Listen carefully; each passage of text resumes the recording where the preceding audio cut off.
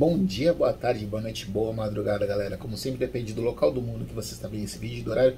Como é que vocês estão tendo uma pausa aqui no trabalho, né? Hoje o ritmo aparentemente está mais tranquilo, então estou gravando o vídeo com quase 24 horas, quase 24 horas depois do acontecido lá no Rio de Janeiro. Mas quem me acompanha, quem acompanha o FutiJotas, sabe que o foco dos vídeos e dos programas são somente nos clubes de São Paulo. Falamos de campeonatos internacionais e vamos falar um pouquinho de um campeonato internacional, somente por conta da repercussão do caso, que o Flamengo, que perdeu a Recopa Sul-Americana, foi derrotado nas penalidades, placar de 5-4 depois de vencer a partida no tempo normal. Independente Del Valle campeão, e é um resultado que quem me acompanha nos vídeos sabe que eu sou contra o imediatismo. São 2 meses de trabalho do Vitor Pereira. Estamos começando o mês de março, inclusive o mês de março que está previsto trazer novidades aqui para a galera que acompanha, principalmente o canal FutiJotas. Mas com 2 meses também dá para começar a analisar, dá para ter uma bela ideia do trabalho do Vitor Pereira em relação à montagem do elenco, como o time jogava com o Dorival e como o time não consegue jogar com ele. Vamos lá, primeiro, lá no Equador, o placar de 1-0 acabou sendo pouco. Independente Del Valle criou para vir para o Brasil com uma vantagem ainda maior. Jogou com o Independente Del Valle. Tem uma galera que lembra, né? Não compara com o time aquele time do Miguel Ángel Ramírez, que apareceu no mercado sul-americano, veio treinar o Internacional, virou o nome da vez para muitos clubes e ainda não mostrou que veio. Miguel Ángel Ramírez, mas tinha um time muito mais qualificado, com muito mais ideias de jogo do que o que ganhou do São Paulo no ano passado, que ganhou a Copa Sul-Americana, e do que esse time também que venceu o Flamengo. Se pegar o Flamengo com a bola nos pés, o Flamengo é um time ofensivo, mas abusou de finalizações erradas. Foram 24, 26 finalizações no gol, só 4 no alvo. Mostra como a mira estava totalmente desregulada. A saída do João Gomes desmontou a marcação. A venda do João Gomes para a Premier League deixou o Flamengo com o Flamengo que já tinha problemas com a marcação, mas que o Dorival arrumou, né, durante o ano passado. Está escancarado isso com o Vitor Pereira. Então o Flamengo dá muito espaço. Com o Independente Del Valle, se tem 2, 3 jogadores um pouco mais qualificados do meio para frente, tinha vencido a partida no Maracanã. E outra coisa, né, a falta de ideias de criação, abusou de chuveirinhos na área, que a gente fala, não são cruzamentos. Cruzamento a gente fala aquele passe consciente, você tentando achar um companheiro melhor posicionado para conseguir finalizar com perigo para o gol. E não foi isso que aconteceu ontem. O Flamengo teve vários cruzamentos, e o número de acertos foi baixíssimo, foi um prato cheio para a defesa do Independente Del Valle. Não por acaso, a gente escutou gritos de time sem vergonha, a torcida do Flamengo criticando o time antes da partida acabar. Aí aconteceu já nos acréscimos, no último lance, o Arrascaeta empatou a partida, levou para prorrogação sem gols, penalidades e aquela, vamos assim, das coisas que só o futebol explica.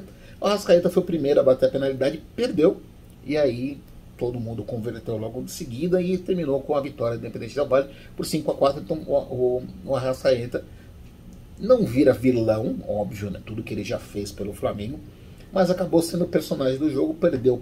Marcou o gol que deixou o time vivo na decisão, mas perdeu a penalidade que acabou, no final das contas, custando o título. Mas o Flamengo, por tudo que se fala, era para ter vencido a partida com tranquilidade no tempo normal. Não foi isso que aconteceu. E aí a gente termina o jogo, vamos pegar algumas análises, vamos falar, acho que eu não quero abordar, agora eu posso começar a falar mais detalhado, que não é o jogo em si, já falando, passou quase 24 horas a partida, já foram várias análises sobre o que aconteceu no duelo. Mas olha os problemas do Flamengo. Isso foi motivo de debater com alguns colegas, com alguns amigos, falando que alguns clubes do Brasil precisam se espelhar. Quem me acompanha nos vídeos sabe que eu falo do favoritismo do Flamengo e do Palmeiras também, que são as equipes que vêm vencendo títulos. O Flamengo tem muito dinheiro, consegue vendas grandes, mas até quando vai ter? Será que essa fonte aí não vai secar? Até quando contratações por nome ou apenas por querer contratações sem critério não vão custar o preço. O que eu vou citar? Pô, o Gerson é um bom jogador? Com certeza. Tem vários times, o Gerson teria. A gente viu o Gerson no Flamengo. O Gerson voltou para o Flamengo agora, voltou sem estar numa posição. O Vitor Pereira não consegue encaixar o Gerson para jogar por conta da saída do João Gomes, então não tem. Tá jogando com o Thiago Maia mais recuado para tentar ser o primeiro volante, tem ajuda na marcação. O Gerson não é esse cara. Tanto que foi banco ontem contra o Independente Del Valle, entrou e o Gerson não jogou bem ainda na temporada.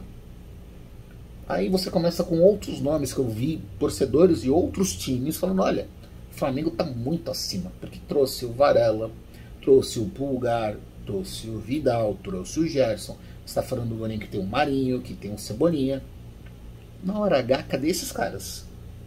O Cebolinha vem conseguindo melhorar um pouco a sua imagem, mas você pega a lista de dispensa, a repercussão da torcida do Flamengo, esses nomes estão entre vários que saíram. O Vidal está ganhando oportunidade como titular em alguns dos últimos jogos, mas eu falo para um pessoal, ele não voltou para o futebol brasileiro, ele não voltou para o futebol sul-americano para jogar como volante, ele não consegue mais ajudar tanto na marcação. Hoje ele é um jogador para atuar no meio de campo, tentar ajudar no ataque e recompor, não para ser um cara de marcação, para ajudar hoje o Thiago Maia, que é o que ele precisa. Então você começa a ver essa questão, esses problemas. O Pulgar não conseguiu render quando foi utilizado. Na lateral direita você tem o Mateuzinho rendeu. Tem torcedores sentindo saudade do Rodinei, para vocês terem uma ideia de como que tá essa situação. E aí investiu muito do meio para frente, também trouxe o Varela, um investimento no ano passado, mas cadê o pessoal para marcar a zaga do Flamengo? É uma zaga lenta, a gente já vem comentando isso, uma hora que fica no 1 contra 1, uma hora que pega no contra-ataque, sofre com isso e está sobrecarregando. O Arrascaeta já faz um bom tempo que não joga bem, com problemas físicos. Teve a questão de, no ano passado, né, se machucou e o time sentiu demais a ausência do Arrascaeta na reta final. É o cara que é o diferencial técnico do Flamengo, é o cara que resolve jogos, que consegue criar jogadas para os companheiros. E aí você tem um Arrascaeta, você está jogando bem? O que você faz?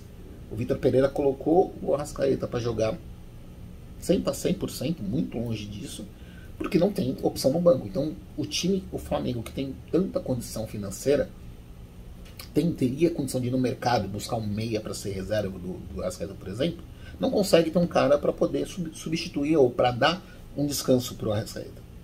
Você tem o Pedro e o Gabigol, beleza? São os dois centroavantes, estão jogando bem, mas aí sai o Pedro, sai o Gabigol, você não tem aquela questão de, putz, quem que vai jogar, você tem que colocar, você muda o esquema tático, tem que colocar. O Marinho foi jogar de lateral direito ontem para poder ajudar, para poder dar uma força, para poder, no momento de emergência, e já fez isso. Vai colocar os garotos da base para jogar no ataque no lugar. O Pedro e o Gabigol cansados, você faz o quê? Mesmo o Gabigol que tá voltando para armar, e aí? Então, e o Vitor Pereira, assim, será que era pro Dorival se mandar embora e pegar o Vitor Pereira, que tava... Eu tô começando, inclusive, assim, tem o meu colega jornalista, Diego Bonetti, meu amigo jornalista, ele vem falando comigo algumas coisas, eu defendi, achava que o Corinthians tinha, citando, né, achava que o Corinthians tinha muito para ganhar em termos de crescimento se o Vitor Pereira seguisse no time. E ele falava, Flávio, não é bem isso. E eu tô começando a dar um braço a torcer. Olha, o Vitor Pereira conseguiu tirar o que aconteceu de bom do Dorival. O Dorival arrumou a defesa do Flamengo no passado. O Flamengo ficava menos exposto e tinha qualidade ofensiva, mas sofreu na reta final, né? Não conseguiu encostar para disputar o título do Brasileirão com o Palmeiras. Sofreu para ganhar a final da Copa do Brasil e a Libertadores, a gente pode citar. A Copa do Brasil foi nas penalidades contra o Corinthians do Vitor Pereira, e teve problemas para conseguir esse resultado. Por pouco o Flamengo não ficou com o vice-campeonato. E teve problemas com o Atlético Paranaense. Se não fosse a expulsão do Pedro Henrique, talvez a situação fosse diferente. Então terminou com aquela questão, por isso que os dirigentes falaram: tira o Dorival, vamos procurar um técnico que faça o time jogar. E o Vitor Pereira despontava como sendo um nome que poderia fazer um elenco estrelado render dentro de campo. Estamos falando de 2 meses, Estamos falando de um jogo. Ele está pedindo reforço pro Flamengo. E aí eu vou entrar numa outra questão também, que infelizmente estaduais, às vezes, estadual é um negócio muito complicado no futebol brasileiro. Porque ele engana muito. Você cria, acho que eu falo do imediatismo para quem me acompanha, o estadual ele faz muito disso. O Flamengo, ó, tinha gente se precipitando, falando, colocando o Flamengo e outros times como destaques do futebol brasileiro na temporada. São 2 meses, galera. Quantos jogos complicados esses times fizeram? Foco, hoje, Flamengo. Tava encarando times menores do Rio de Janeiro. A hora que pegou o Palmeiras, tomou fumo, não jogou bem. Pegou o Independente Del Valle, que não é um time qualificado, é um time que pode dar trabalho na Libertadores, mas não é um time que tem tantas opções, não é um time que vai jogar de igual para igual com o Flamengo, por exemplo. É um time que precisou jogar fechado no Rio de Janeiro, jogou com resultado, fechadinho na defesa, e também até por conta de não ter qualidade para poder vencer a partida aqui. E agora, como é que vai ser? O Flamengo tem um clássico contra o Vasco e na sequência um clássico contra o Fluminense. Equipes que precisam do resultado para se classificar para a próxima fase do Campeonato Carioca. E aí, será que nesses duelos, se acontecer alguma coisa, vamos dizer assim, o Campeonato Carioca virou obrigação, se perder para o Vasco, perder para o Fluminense, como é que vai ser para segurar o Vitor Pereira no Rio? Aí eu vou trazer o que aconteceu na madrugada, né? Eu tive informações do pessoal que trabalha no Rio de Janeiro, o que chegou para mim, falou, olha, só não mandaram embora o Vitor Pereira por conta da multa. Porque muita gente está frustrada, a pressão para mandar ele embora já era forte. Tem o apoio do Marcos Braz, falou que quer manter, que está confiando no projeto e tudo mais, mas pega muito a parte financeira. E outra coisa, né? Testar, falar, imagina se mandar embora, trouxe um técnico que estava em destaque, tá pagando caro, o salário do Vitor Pereira não é barato. Chegar com 2 meses de trabalho e falar, meu, encerramos o ciclo. Só que, vice da Recopa Sul-Americana, toda expectativa criada em cima do Mundial, o fato do time não estar rendendo ainda o tanto que poderia, o fato de problemas de vestiário, você já tem o Vidal causando problemas, a coisa do elenco, você já está vendo uma gestão de elenco que já citaram também que era um problema no Corinthians, se fazendo presente. Eu não sei se aconteceram problemas nos clássicos, se o barulho da torcida não vai obrigar os dirigentes do Flamengo a mudar de opinião. Mas isso nós vamos ver no próximo final de semana e depois no meio da semana que vem, né, que já termina a fase de grupo, a primeira fase do Campeonato Carioca, com esses 2 clássicos que podem sim serem decisivos para a vida do Vitor Pereira. Então aí mostra que não é mera. Às vezes a sorte acaba e às vezes o dinheiro também acaba. Citar que eu vou indo para a reta final aqui do vídeo. Citar que o Flamengo é um exemplo de planejamento é muito precipitado. Eu acho que na verdade é errado. Porque o Flamengo tem 6 técnicos, 6, 7 técnicos, se eu não tiver errado. Se não me engano, foram 6 técnicos. E depois que o Jorge Jesus saiu. Então você teve o Domenech, teve o Rogério Ceni, teve o Renato Gaúcho. Agora teve o Paulo Souza e está agora com o Vitor Pereira. Em período de menos de 3 anos. Não é que eles não ficam 1 ano no clube. A gente está vendo toda essa questão. O Flamengo está limando técnicos, está moendo técnicos. E você, como é que você vai ter um trabalho de longo prazo, médio e longo prazo? Ah, mas vem ganhando títulos. Vem ganhando títulos, como citei. O título da Copa do Brasil, o título da Libertadores não foram conquistas tranquilas. Então, começa a levantar sinais de alerta para o Rio de Janeiro, sinal de alerta para o Vitor Pereira, que vai ter que dar um choque de gestão, vai precisar mexer no clássico, provavelmente não dá para entrar com o time que vem jogando, porque pode ser que tenha problemas nos clássicos, e vai mexer com o elenco. Já colocou o Gerson no banco, já colocou o Everton Ribeiro no banco, será que não vai sobrar para um dos medalhões? E como que vai ser um desses medalhões do quarteto fantástico do Flamengo no banco?